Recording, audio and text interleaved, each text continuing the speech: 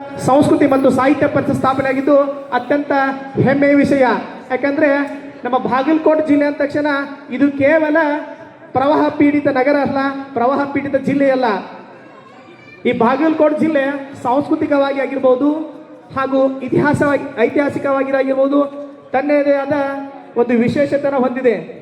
ಚಾಲುಕ್ಯ ಸಾಮ್ರಾಜ್ಯವಾದ ನಂತರ ನಮ್ಮ ಬಾಗಲಕೋಟೆ ಪ್ರದೇಶವನ್ನು ವಿಶೇಷವಾಗಿ ರಾಷ್ಟ್ರಕೂಟ ಚಾಲುಕ್ಯರು, ಯಾದವರು, ಆಮೇಲೆ ಕಲ್ಯಾಣಿ ಚಾಲುಕ್ಯರು, ಜೊತೆಗೆ ವಿಜಯನಗರ ಸಾಮ್ರಾಜ್ಯ ಅಷ್ಟೇ ಅಲ್ಲ, ಆದಿಲ್ ಶಾಹಿ ಮನೆತನಗಳು ಕೂಡ ಈ ಒಂದು ಬಾಗಲಕೋಟೆ ಪ್ರದೇಶವನ್ನು ಆಳ್ವಿಕೆಯನ್ನು ಮಾಡಿವೆ.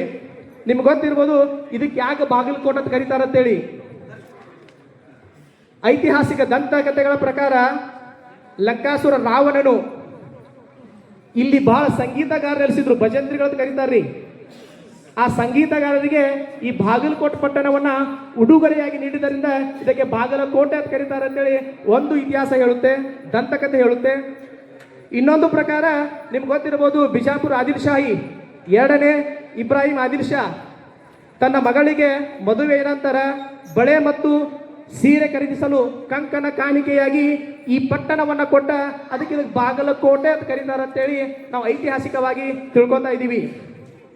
ನಿಮ್ಗೆ ಗೊತ್ತಿರ್ಬೋದು, ನಮ್ಮ ಪಟ್ಟದಕಲ್ಲು ವಿಶ್ವಸಂಸ್ಥೆಯ ಯುನೆಸ್ಕೋ ಪಟ್ಟಿಗೆ ಒಳಪಟ್ಟಂತಹ ಒಂದು ಪರಿಷತ್ತವನ್ನು ಯಾಕೆ ಹುಟ್ಟು ಹಾಕಿದ್ರು ಅಂತ ಹೇಳಿದ್ದಾರೆ.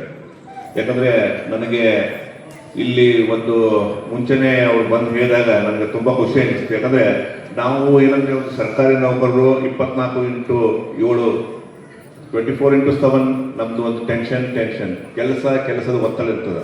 ಆ ಕೆಲಸದ ಒತ್ತಡದ ನಡುವೆ ಈ ಒಂದು ಸಾಂಸ್ಕೃತಿಕ ಮತ್ತು ಸಾಹಿತ್ಯ ಪರಿಷತ್ತನ್ನು ಹುಟ್ಟು ಹಾಕಿದ್ದು ತುಂಬಾ ಖುಷಿ ಅನಿಸ್ತದೆ. ಯಾಕಂದ್ರೆ ಇದು ನಮ್ಮ ಆತ್ಮೀಯರಾದ ತೊದಲ್ಬಾಗಿ ಅವರು ರಾಜ್ಯ ಮಟ್ಟದಲ್ಲಿ ಮತ್ತು ರಮಾ ಮೇಡಮ್ ಅವರು ಸಾಹಿತ್ಯ ಮತ್ತು ಸಂಸ್ಕೃತಿಯನ್ನು ತಿಳ್ಕೊಂಡಿರ್ತಕ್ಕಂಥವ್ರು ಮಾತ್ರ ಅಲ್ಲ, ಎಲ್ಲರಿಗೂ ಕೂಡ ಈ ಪರಿಷತ್ತಿನಲ್ಲಿ ಮುಕ್ತವಾದ ಕಟ್ಟ ಕಡೆಯ ನೌಕರ ಅಂದರೆ ಎ ಗ್ರೂಪಿನ ಅಧಿಕಾರಿಗಳಿಂದ ಹಿಡಿದು ಕೊಟ್ಟ ಕಡೆಯ ಅಧಿಕಾರಿಗಳವರೆಗೂ ಎಲ್ಲರಿಗೂ ಕೂಡ ಸಮಾನವಾದ ಅಧಿಕಾರವನ್ನು ಅವಕಾಶವನ್ನು ಈ ವೇದಿಕೆ ಕಲ್ಪಿಸಿಕೊಡುತ್ತೆ ಅಂತ ಹೇಳ್ತಾ ತಾವೆಲ್ಲರೂ ಕೂಡ ನಮ್ಮ ಜೊತೆಗೆ ಕೈ ಜೋಡಿಸಬೇಕು, ಈ ಒಂದು ಸದಾಶಯವನ್ನು ನೆರವೇರಿಸಿಕೊಡ್ಬೇಕು ಅಂತ ಹೇಳಿ ನಾನು ನಿಮ್ಮ ಮೂಲಕ ಕೇಳ್ಕೊಳ್ತಾ ಇದ್ದೀನಿ. ಇಷ್ಟಪಡ್ತೀನಿ. ಸರ್ಕಾರಿ ನೌಕರಸ್ಥರು ಇವತ್ತು ನಾವು ನಮ್ಗೇನು ಕಡಿಮೆ ಆಗಿಲ್ಲ, ಭಗವಂತ ಎಲ್ಲವನ್ನು ಕೊಟ್ಟಾನ. ಇವತ್ತು ನಾವು ಕೆಲಸ ಮಾಡಬೇಕಾಗಿದ್ದು ಯಾವುದಕ್ಕೆ ಅಂತಂದ್ರೆ ದೇವನಲವಿಗಾಗಿ ಆತ್ಮತೃಪ್ತಿಗಾಗಿ ನಾವಿನ್ನು ಕೆಲಸ ಮಾಡಬೇಕಾಗೈತಿ. ಆ ಕಾರಣಕ್ಕಾಗಿ ಸಮಾಜವನ್ನ ನಾವಿನ್ನು ಕಟ್ಟುವಂತಹ ಒಂದು ಜವಾಬ್ದಾರಿಯನ್ನು ಸಹ ನಾವು ಹೊಟ್ಟಿಗೆ ಅಂತ ಹೇಳಕ್ ಇಷ್ಟಪಡ್ತೀವಿ.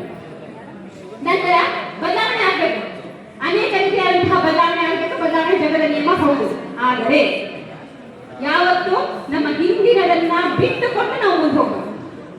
ನಮ್ಮ ಹಿಂದಿನ ಒಂದು ಮೌಲ್ಯಗಳನ್ನ, ನಮ್ಮ ಸಂಪ್ರದಾಯಗಳನ್ನ ಎಲ್ಲವುಗಳನ್ನ ಅಳವಡಿಸಿಕೊಂಡು ನಾವು ಮುಂದೆ ಹೋಗ್ತಾ ಇದ್ದಾಗ ಮಾತ್ರ ಅದು ಅಭಿವೃದ್ಧಿ, ಅದು ಒಂದು ಬೆಳವಣಿಗೆ.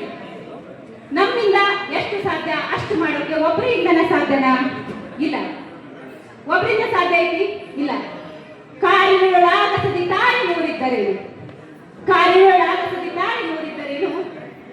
ದಾರಿಗಳ ಕಣ್ಗೆ ಬೇಕೊಂದು ಮನೆ ಬೆಳಕು. ದಾರಿ